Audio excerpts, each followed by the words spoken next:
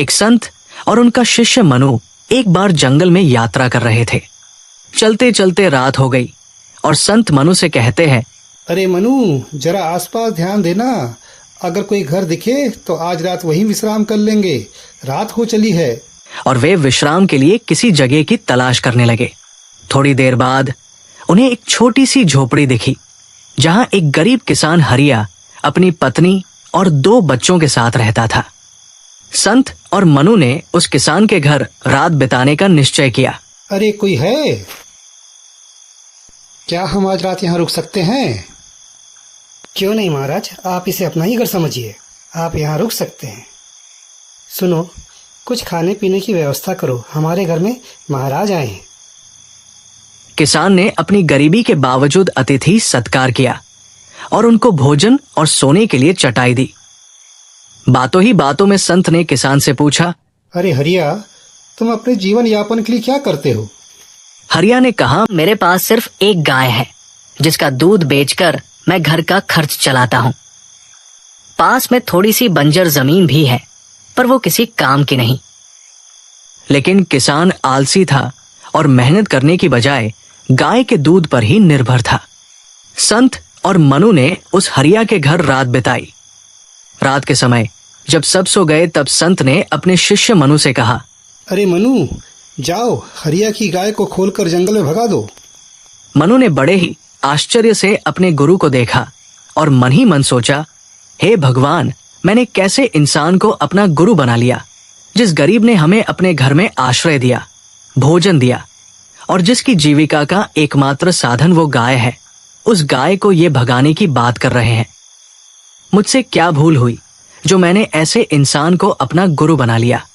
पर मनु कर भी क्या सकता था, गुरु की आज्ञा का पालन तो करना पड़ेगा। और वो चुपचाप गया और गाय को खोलकर भगा दिया और गुरु को आके कहता है, मैंने गाय भगा दी। तो रुके क्यों हो? किसी की गाय भगा के हमें थोड़ी ही रुकना है, चलो भागे यहाँ से। और वो चुपचाप वहां से चले गए। मनु अगले दिन अपने गुरु से पूछता है, आपने ऐसा क्यों किया? आपने मुझसे ऐसा पाप क्यों कराया? गुरु कहते हैं, इसका जवाब तुम्हें वक्त देगा। मनु मन ही मन सोचता है कि मैं अपने गुरु को अत्यंत आदर की दृष्टि से देखता था, लेकिन उसे गुरु ने किसान की गाय भगाने कहा तो उसका मन विचलित हो गया। उसने सोचा, जिसे मैंने अपना गुरु माना वो एक गरीब के पेट पर लात मार रहा है, ये कैसा आध्यात्म है। लेकिन गुरु के प्रति आदर भाव के कारण वह चुप रहा। कुछ साल बाद वही संत और मनु दोबारा उस गांव से गुजरे और फिर रात हो चली थी तो उन्होंने उसी किसान को वहां देखा। उन्होंने देखा कि जहां कभी एक छोटी सी झोपड़ी थी, वहां अब एक बड़ा सा घर था। किसान अब संपन्न हो चुका था, उसके खेत लहला रहे थे और उसके बच्चे खुशहाल जीवन जी रहे थे। मनु के मन में बहुत सारे सवाल उठ रहे थे, कहीं इस किसान ने हमें पहचान लिया तो हमें बहुत मारेगा। हरिया ने दोनों संत को देखा और प्रणाम किया और कहा, आप वही हैं न जो कुछ साल पहले रात को मेरे घर आए थे और आप उस रात बिना बताए चले गए थे। मनु मन ही मन चले नहीं गए थे, भाग गए थे। मनु से रहा नहीं गया और उसने हरिया से मुस्कुराते हुए पूछ ही लिया, उस समय तुम्हारी आर्थिक हालत तो बहुत खराब थी, मगर अब इतना सब कुछ तुमने कैसे किया?